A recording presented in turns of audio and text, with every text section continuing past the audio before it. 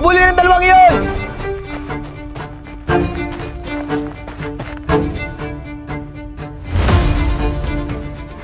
Sige, Bara, kailangan natin mapalit ng damit para hindi ka makilala. Sige.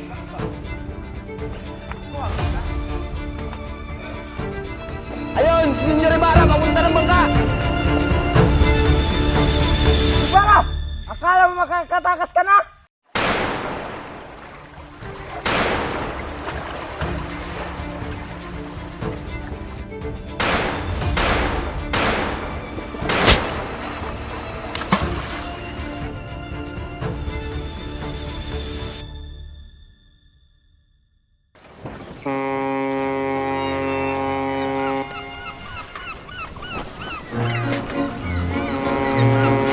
Mga Ginoo at Gina, maganda na tayo sa ating paglalakbay.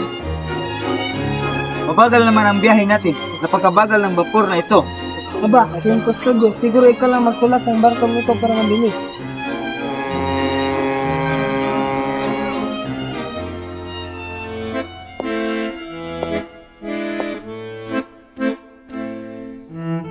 Kapitan, siguraduhin mo maayos ang tagumpay na ito. Hindi ko hayaang maisisira ang dahil Opo, dun niya, Victorina. Di ba, pasensyahan na po ninyo kung mabagal tayo. Babaga na naman? Naku, kung hindi lang ako naghahanap ng asawa, hindi ko na ito pinagtulang ang biyahe nito. Nakakaawa naman ang mapapangasawa.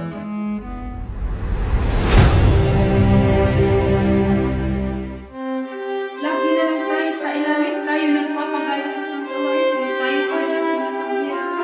Tama ka, kapag nagreklamo tayo pa ang magpapasawa.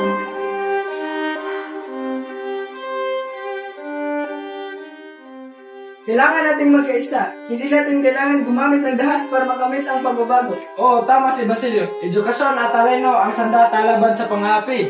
Pero paano walang gusto makikinig sa amin? Huwag tayong mawala ng pag-asa. Darating din ang araw na tayo magtatagumpay sa tamang paraan.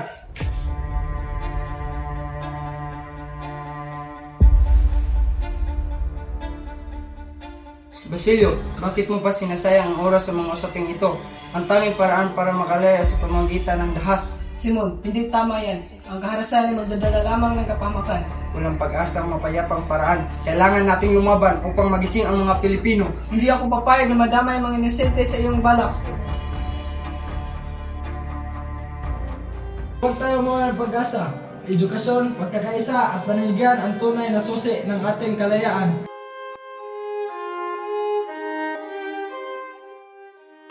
Itay, bakit hindi na lang po natin ibigay ang hinihingi nila? Baka ano pa pong mangyari sa atin? Paano?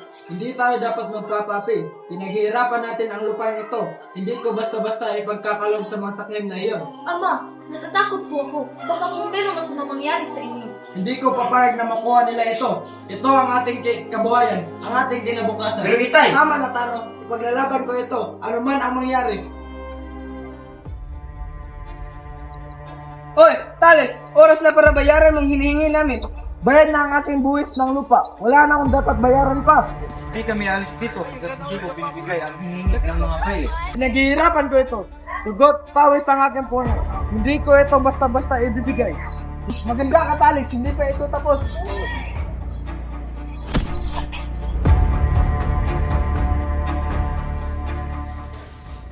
Huwag kang mag-alala. Hindi ko hayaang mapunta sa kanila ang ating lupa. Pero paano kung bumalik sila agad?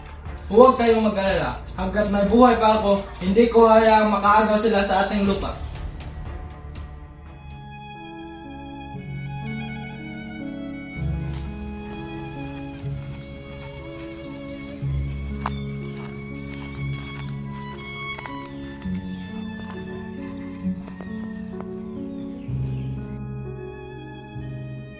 Inay, ipinapangako ko sa iyo, magtatagumpay ang aking pag-aaral.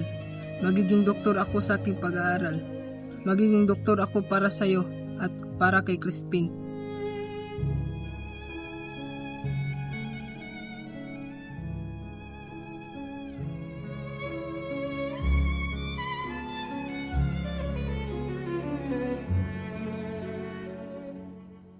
Sino ka? Anong ginagawa mo rito? Ako po si Basilio. Dinarayo ko lang po ang punto ng aking ina. ikaw pala. Kung gayon, marahil gusto kang tumulong sa isang mahalagang bagay. Ano po ang inyong ibig sabihin? Alam mo ba kung sino ako? Isa akong mangangalakal, pero higit pa roon. Ako ay may misyon, isang paghihiganti para sa mga inaapi, para sa mga katulad mo na nawalan ng mahal sa buhay. Pero ano bang nais mo kong gawin? Balang araw, babalik ako rito, sa lugar na ito, kung nais mong tumulong upang tapusin ang katiwalian ng paghihirap ng ating bayan. Kailangan mo lang lumapit sa akin. Pasensya na po, ngunit mas pinili kong maging mabuti at mag-aral. Hindi ko nais maging bahagi ng anumang paghihiganti. Huwag kang mag-alala, Basilio. Darating din ang araw na malalaman mo na wala ng ibang paraan kundi ang lumaban.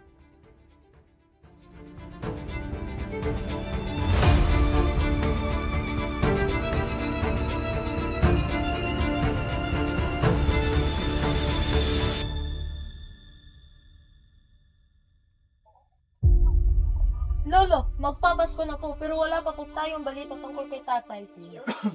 Hindi ko na alam, Julie, pero parang hindi na babalik ang tatay mo.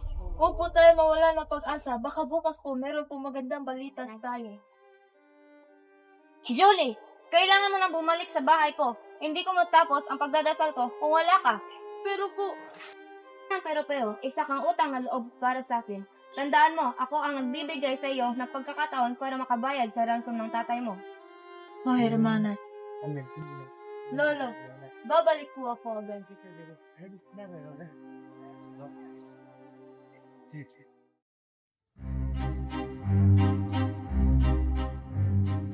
Pa, narinig niyo ba? Si Kapitan Carlos, nag-igat na ng tulisan. Alam mo ba mo dyan? Batat kasi, hindi natin malabot sa may mga patangilan. At yan si Julie, abay hindi pa rin sumasamba ng maayos. Hay nako, paano kayo siya papawalain ng Diyos? Sino ba naman ang may kasalanan? Kung sa inyo, basta ako wala akong kinalaman dyan. Ako rin, hindi ako kasalanan.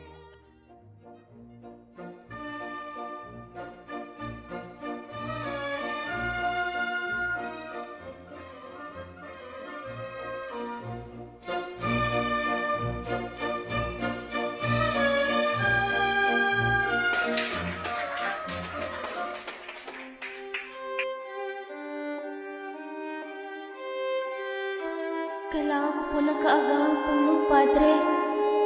Padre, desperado na po ako sa tulong niyo. Sige na po, Padre.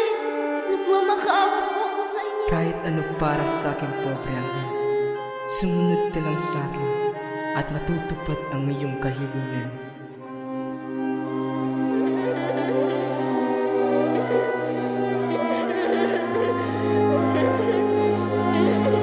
Hindi ka dapat mabuhay sa maduming babae. Nasulat ka!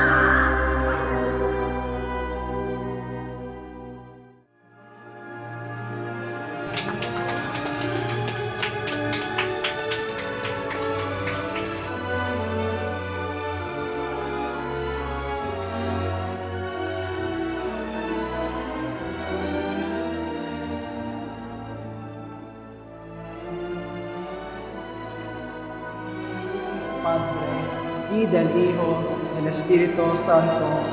Amen.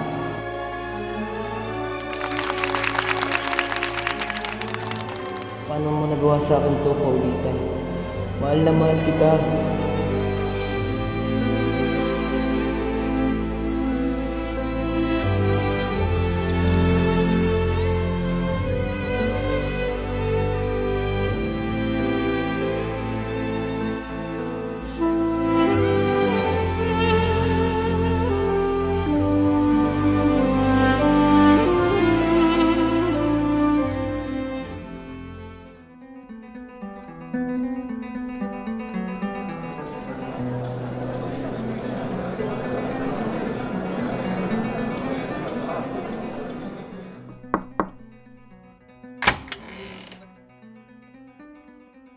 Magandang gabi, Bini-Bini. Magandang gabi rin sa'yo, Senyor Simon. Nais kong isa bagong kasal. Sana'y sapat na itong regalong. At maraming salamat sa pagdalo, Senyor Simon, at sa munting lampara. Ngunit, hindi ka na ba dadalaw sa kainan mamaya? Kung pwede lang sana, ngunit marami pa akong dadaluhan. Naway ang iyong gabi ay iyong ikasaya. Tapos na ang pagtataya.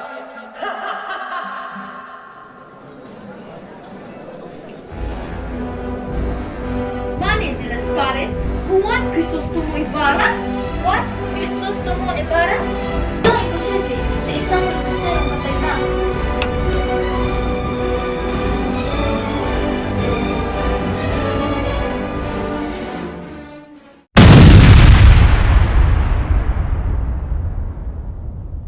Bakit ako nabigo? Bakit ako pinaparusahan ng ganito? Tapos na ang aking misyon.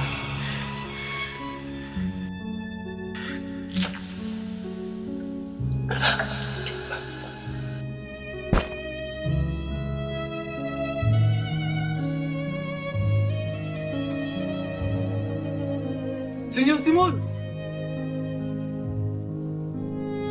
Ano ang ginawa? Sandali! Hingi ako ng tulong. Huwag ka nang humingi ng tulong, Padre Valentino.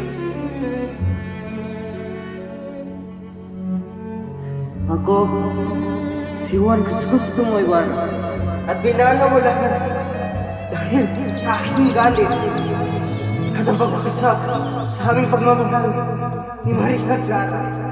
Kayumanggi mong mga mata, o kay tamis ng binibigkas niya, higit pa sa lawak ng karagatan ang pinahiwati niya.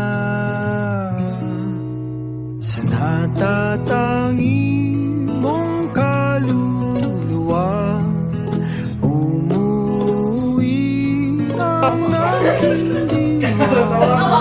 Kapag ang damdamin may alinlangan, sapat na ang iyong yakap.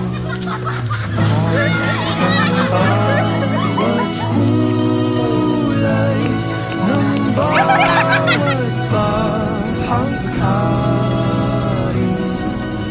ay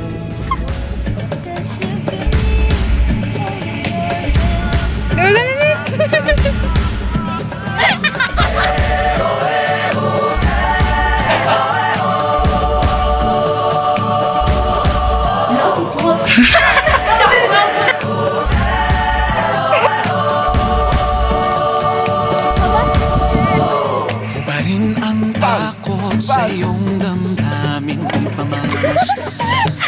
Okay, go. Tumayong buong ang harapin ang